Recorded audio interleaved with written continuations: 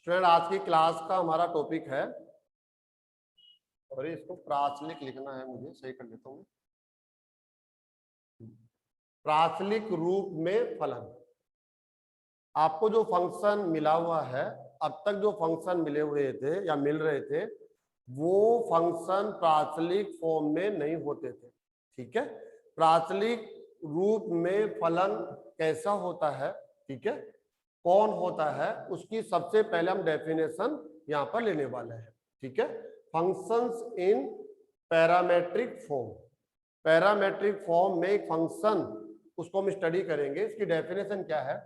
तो बहुत सिंपल सी डेफिनेशन है, दो चरों, कोई भी दो चर आप ले सकते हैं, दो चरों जिनमें आप x ले लीजिए, y ले लीजिए, x तथा y।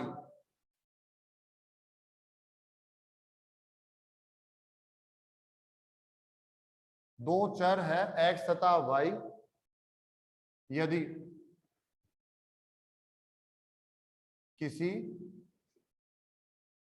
तीसरे चर, थर्ड वेरिएबल और आएगा यहां पर, तीसरे चर जिसको आप t ले लीजिए, और कोई साइन ले सकते हैं आप, जैसे हमने यहाँ पर t ले लिया, आप थीटा ले लीजिए, आप s ले लीजिए, आप u ले लीजिए, v ले लीजिए, जो भी साइन ले सकते हैं आप लोग। तो दो चर है x और y, ये अभी तक आप पढ़ते हुए आ रहे हैं, x and y। Third variable अब तक हमने किसी भी फंक्शन में स्टडी नहीं किया है। अगर थर्ड वेरिएबल आया भी है ना, तो इन दोनों में से कोई एक कैंसिल हो गया वहां पर। ठीक है, रहे दो ही है, लेकिन यहां पर x और y, इन दोनों के साथ साथ एक थर्ड वेरिएबल आएगा जिसका साइन अभी हमने यहां पर t लिया है। ठीक है, तो दो चर है x तथा y, यदि किसी तीसरे चर t के पदों में फलन हो,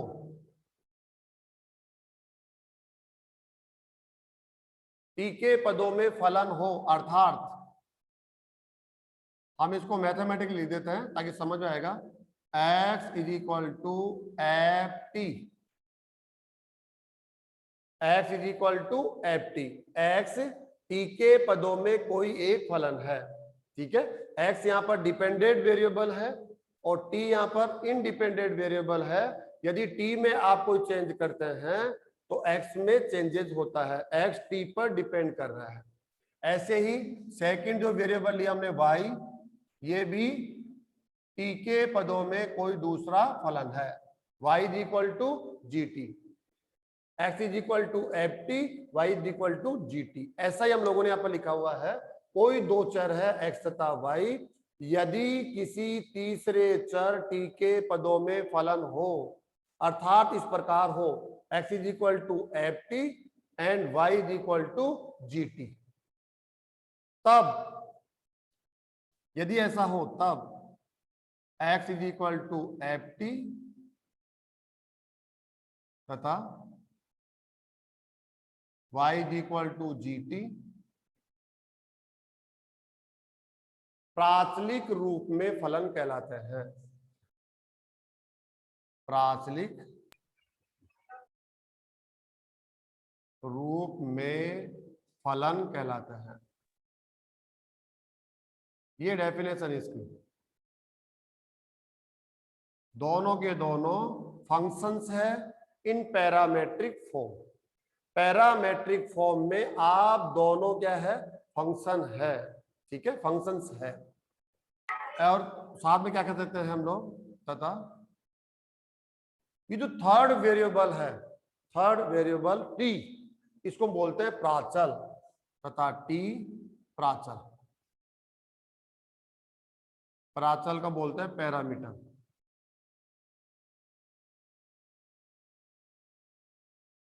कहलाता है। चलो, जो जानकारी हमें इस एक्सरसाइज से लेनी है, जो इसका थ्योरेटिकल पोर्शन है, वो एक बार ये देख लीजिए आप। प्राचलिक रूप में फलन कह सकते हैं, कुछ राइटर्स इसको प्राचलिक रूप में समीकरण भी बोलते हैं, क्योंकि जो फंक्शन होते हैं वो एक समीकरण के रूप में होते हैं। क्यों होते हैं? ये इसका लेफ्ट साइड है, ये इसका राइट साइड है, और दोनों के बिटवीन कौन है, इक्वल साइन है। इसलिए समीकरण भी कहलाते हैं। ठीक है, तो एक समीकरण ये हो गया, दो समीकरण, दूसरा समीकरण ये हो गया। ठीक है, तो यहाँ पर इनको आप प्राचलिक फलन भी कह सकते हैं, और कुछ जगह आप देखेंगे प्राचलिक समीकरण भी आप पढ़ेंगे, देखेंगे, है ना, तो कोई प्रॉब्लम नहीं है। प्राचलिक फलन या हम कह सकते हैं प्राचलिक समीकरण क्या होता है? कोई दो चर, कोई भी दो चर है x तथा y, यदि किसी तीसरे चर t के पदों में फलन हो, x और y थर्ड वेरिएबल t के पदों में क्या हो? फंक्शन हो, अर्थात x is equal to f t इस टाइप से हो, या y is equal to g t इस टाइप से हो। अगर इस प्रकार से है x और y t के पदों में कोई दो फलन है, तब इन दोनों फंक्शंस को, फलनों को प्राचलिक रूप में फलन कहा जाता है, प्राचलिक रूप में समीकरण भी कहा जाता है। और जो थर्ड वेरिएबल है t, ये भी अपने आप में नया है ना, उसको भी एक नाम देना जरूरी है।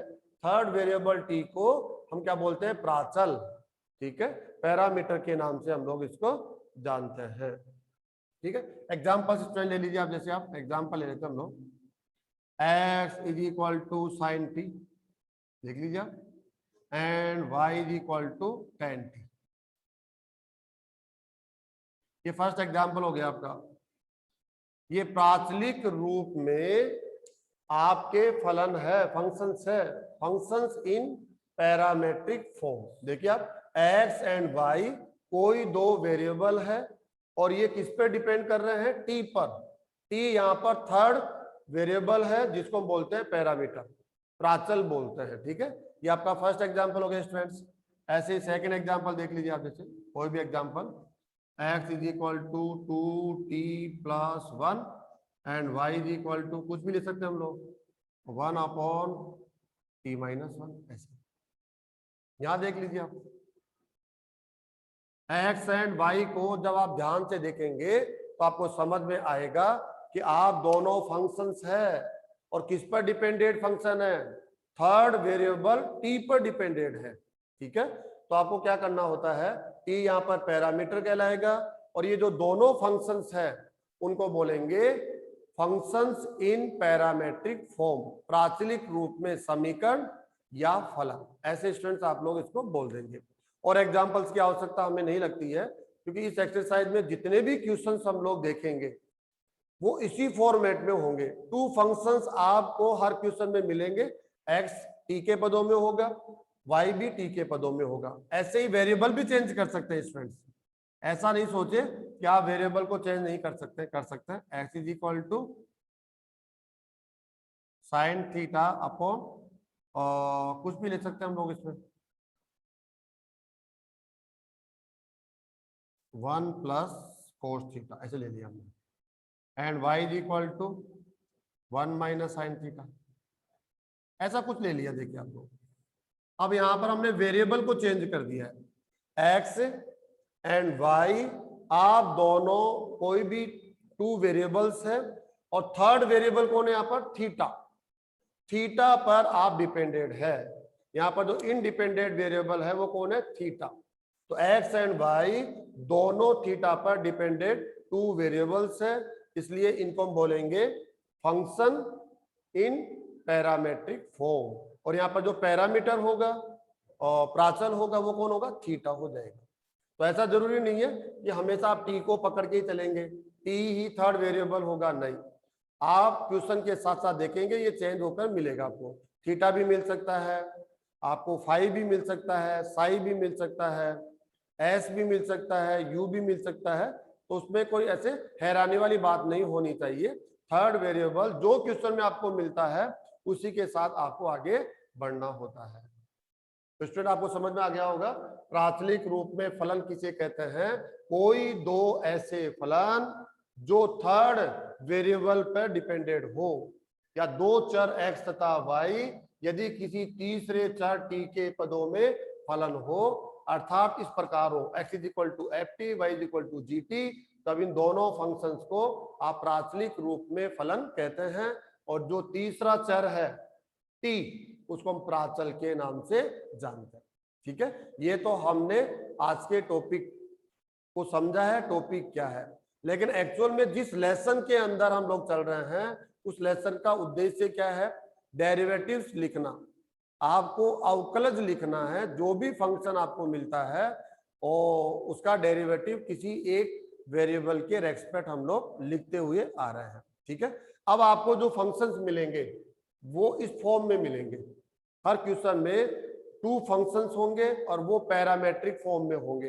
एक्स भी टी के पदों में होगा, वाई भी टी के पदों में होगा, और आपको कहा जाएगा dy बाई डी एक्स ज्ञात कीजिए। ठीक है, तो हम अगला टॉपिक स्टार्ट कर लेते हैं।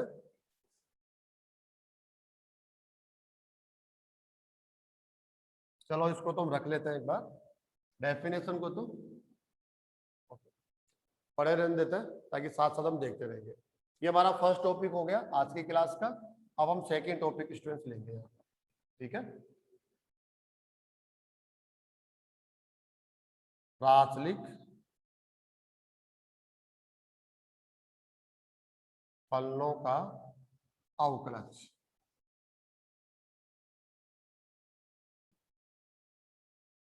Derivative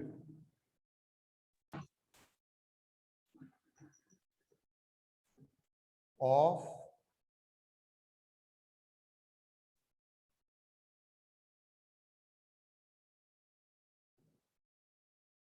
parametric functions.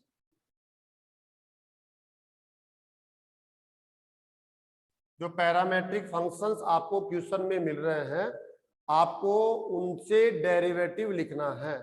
ठीक है, और कैसे लिखते हैं? बहुत सिंपल सा है।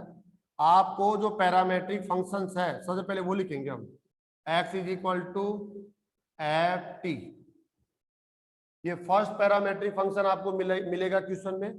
एंड सेकंड मिलेगा y is equal to g T.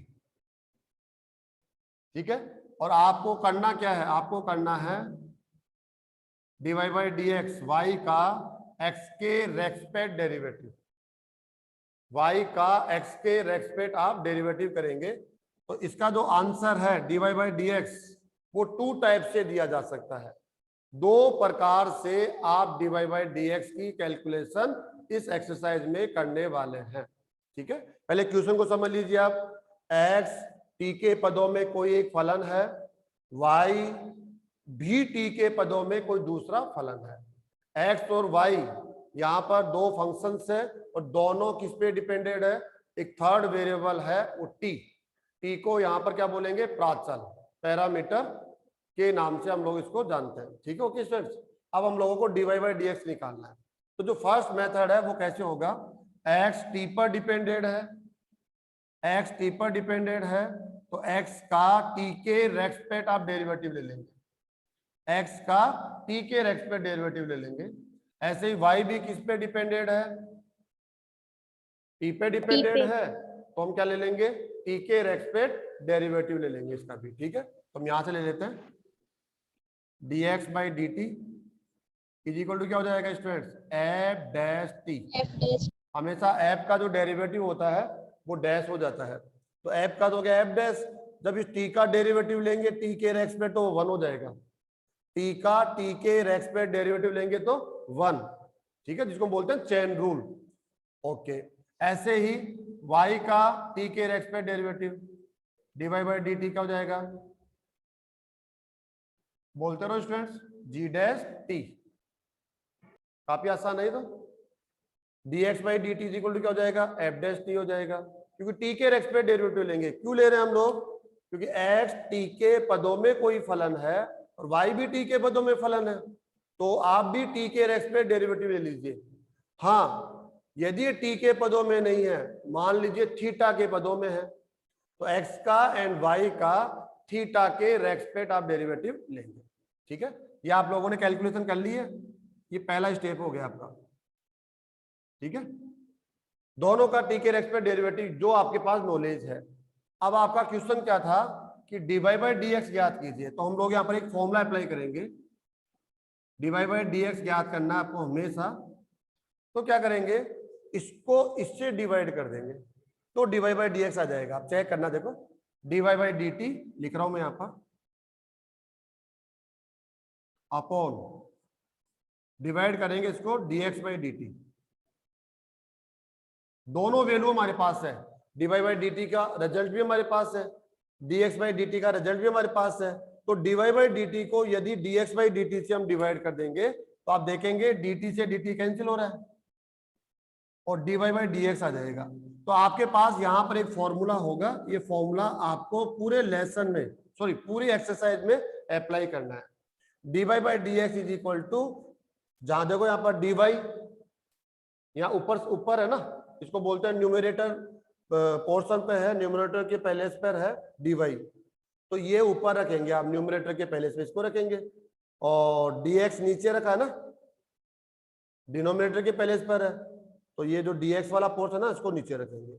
अगर आपको dy/dx पूछा गया तो ऐसे करेंगे, इसको डिवाइड कर देंगे इससे, और dx/dy पूछा जाए जिसके चांसेस न के बराबर है, नहीं पूछा जाता, उल्टा कर देंगे, इसको ऊपर रखेंगे इसको नीचे रखेंगे, करना डिवाइड ही है आपको, ठीक है।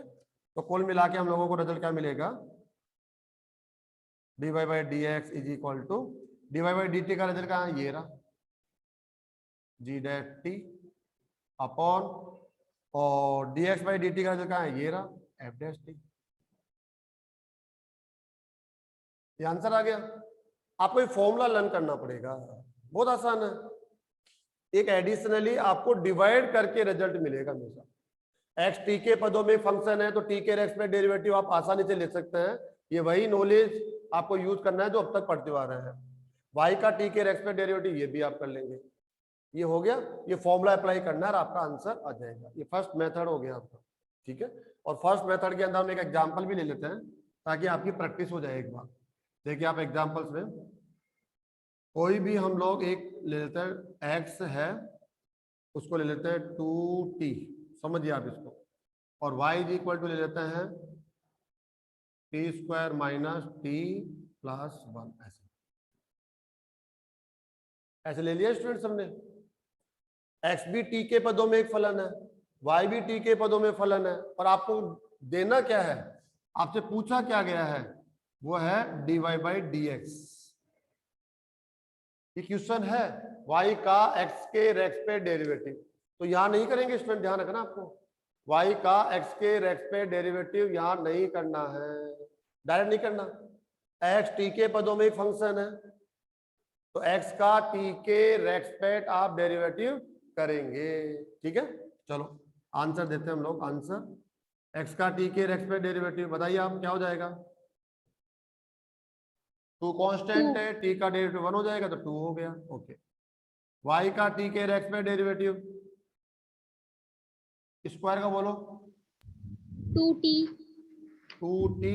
ये तो स्क्वायर का हो गया, और t का करेंगे इंटू 1 आ जाएगा, माइनस, बताओ t का डेरिवेटिव 1 प्लस 0, ओके। तो कुल मिला क्या मिला, 2t माइनस 1 हो गया, 2t माइनस 1, ओके।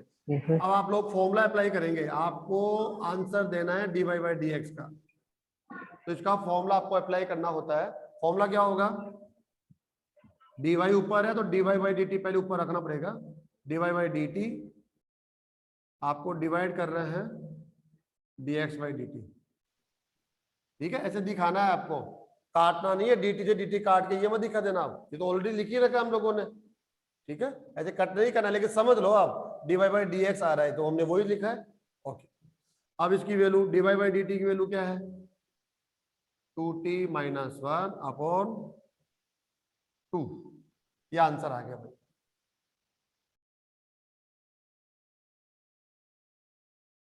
ये आंसर है।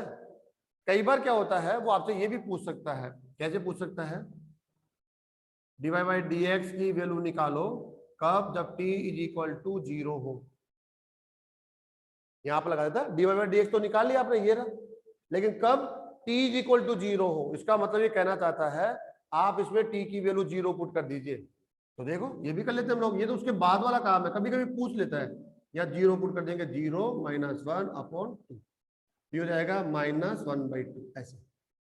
मतलब जो वेरिएबल है, थर्ड वेरिएबल, उसकी वैल्यू और वो आपको दे देता है, तो फिर आप वो और पुट करके एक स्टेप और आगे बढ़ के आंसर दे देना। जैसे dy/dx पूछेगा तो dy/dt अपॉन dx/dt, ये आंसर आ गया। ये इसका फर्स्ट मेथड हो जाता है स्टूडेंट्स, ठीक है, फर्स्ट मेथड है इसका, काफी आसान एक्सरसाइज है। मुझे जहां तक लगता है ये सबसे आसान एक्सरसाइज यही है। क्यों? क्योंकि यहाँ पर जो फंक्शंस हैं वो भी ज्यादा डिफिकल्ट नहीं मिलेंगे, सिंपल सिंपल मिलते हैं यहाँ पर। तो ये आपको समझ में आ गया होगा। प्राचलिक जो फलन आपको मिलते हैं उनका डेरिवेटिव्स कैसे लिखते हैं। एक्स टी के पदों में है, वाई भी टी के पदों में है, तो फर्स्ट मेथड है एक्स का टी के रेक्स पे डेरिवेटिव, क्योंकि एक्स टी के पदों में फंक्शन है, और वाई का भी टी के रेक्स पे डेरिवेटिव। डेरिवेटिव करना आपको आता ही है, ये दोनों तो लिखना। जिसको डेरिवेटिव्स नहीं आते हैं पहले डेरिवेटिव्स को सीखे भाई, है ना। क्योंकि जो लाइव क्लासेस हुई है उनकी रिकॉर्डिंग क्लासेस आपके मोबाइल ऐप पर है, आप वहां से देख सकते हैं, ठीक है। रिवीजन भी कर सकते हैं, और नहीं है तो वो आ रही है आपके पास में, टाइम टू टाइम मिलती जाएगी, वहां से आप क्लासेस अटेंड कर सकते हैं। ये आपने कर लिया। अब डीवाई बाई डी एक्स का ये फॉर्मूला हमेशा अप्लाई करना है, क्योंकि वो आपसे d x by d t नहीं पूछ रहा, d y by d t भी नहीं पूछ रहा, वो आपसे पूछ रहा है d y by d x. ये क्वेश्चन था उसका। तो d y by d x का ये फॉर्मूला अप्लाई कर देंगे, इसको इससे डिवाइड करना है, इस डेरिवेटिव को डेरिवेटिव से डिवाइड करना है, तो बस वैल्यू पुट कर दो, आंसर आ जाता है। ये फर्स्ट मेथड हो गया। अभी सेकंड मेथड और है हमारे सिलेबस के अंदर, वो हम लोग देखते हैं। ए हो गया, ए पार्ट हो गया इसका। अब बी पार्ट देखते हैं। क्वेश्चन वहीं पर रुका हुआ है।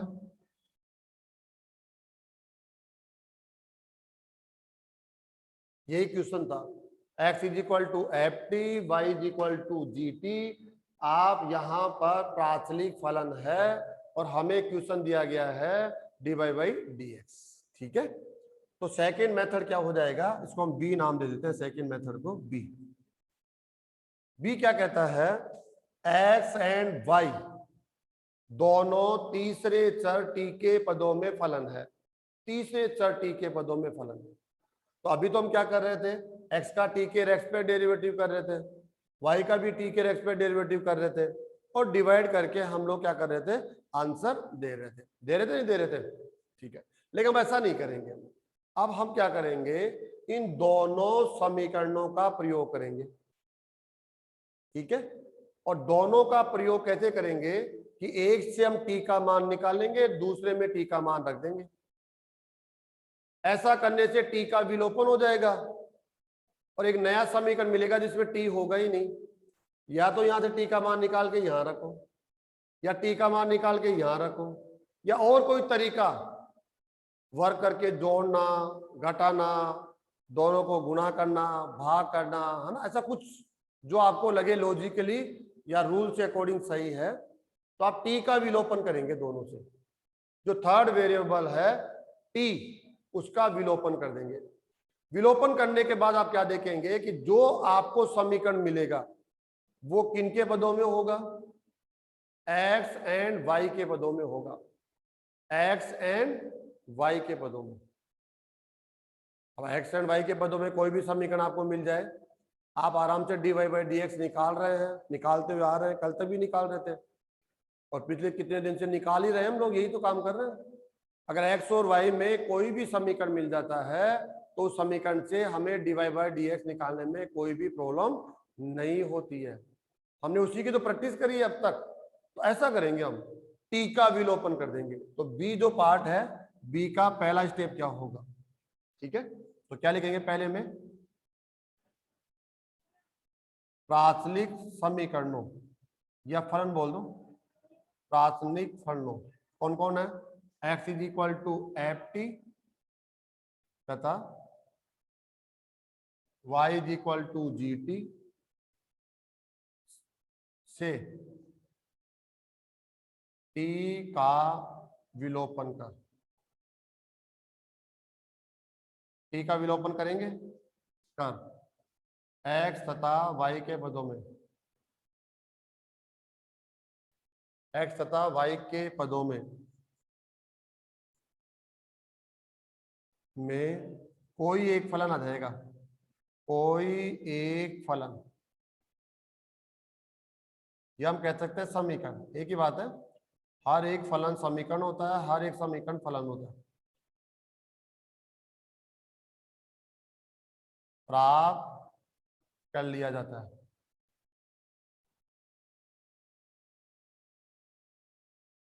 ये लो भाई, ये फर्स्ट स्टेप है।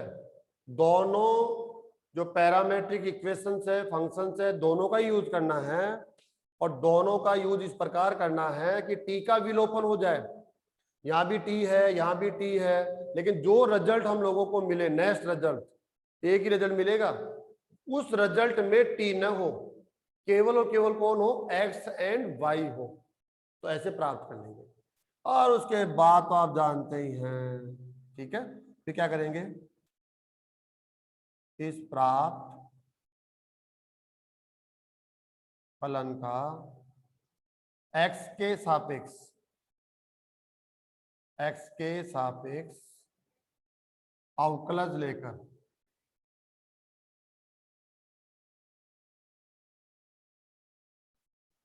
dy बाई dx को प्राप्त कर लिया जाता है। ये लो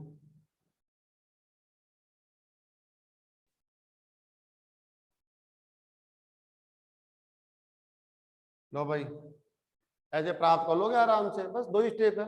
एग्जाम्पल ले लो, देखो जल्दी बताता हूँ आपको।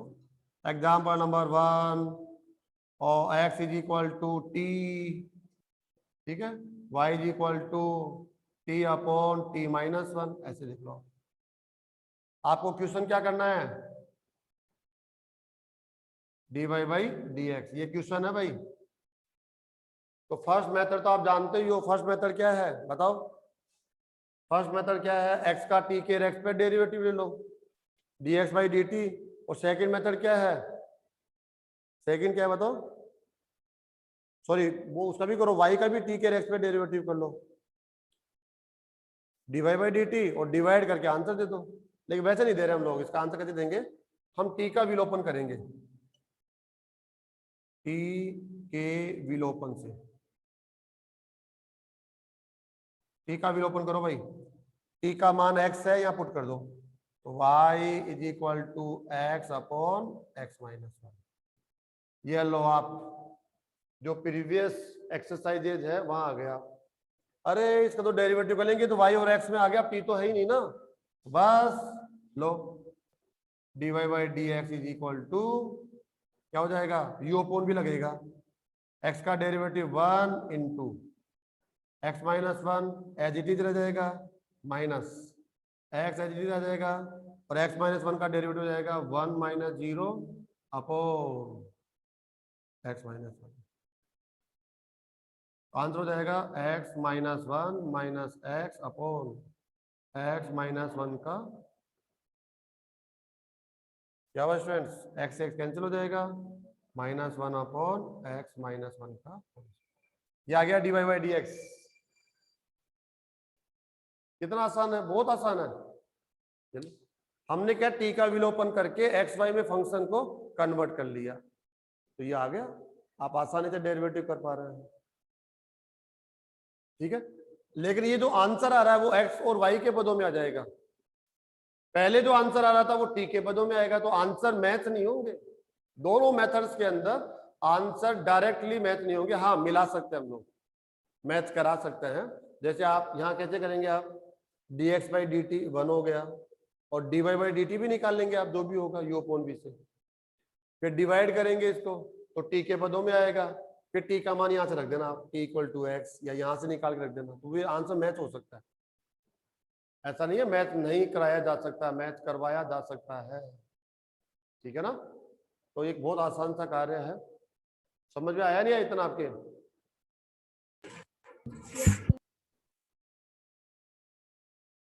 कुछ एग्जांपल्स और ले लेंगे, अब ये क्लास तो वैसे भी पूरी होने वाली है, ठीक है। नेक्स्ट क्लास में चलकर हम इसके एग्जांपल्स ले लेते हैं। चलो नेक्स्ट क्लास में आ जाओ, 5-10 सेकंड है, इस क्लास को मैं लीव कर देता हूँ और अगली क्लास में आ जाओ आप सब लोग।